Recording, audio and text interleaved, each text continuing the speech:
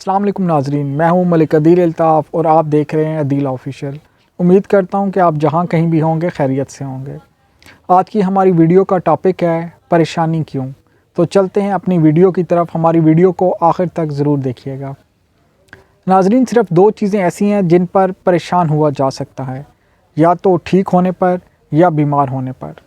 اگر آپ ٹھیک ہیں تو بہت اچھے، اگر آپ بیمار ہیں تو دو باتیں ہیں پریشانی کی، یا تو آپ صحت مند رہ جائیں گے یا مر جائیں گے۔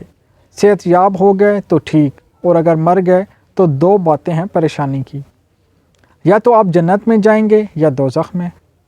اگر جنت میں گئے تو پریشانی کی کوئی بات نہیں، اور اگر دوزخ میں گئے تو آپ اپنے پرانے دوستوں سے ملنے میں اتنے مصروف ہوں گے کہ آپ کو پریشانی کے لیے وقت ہی نہیں ملے گا۔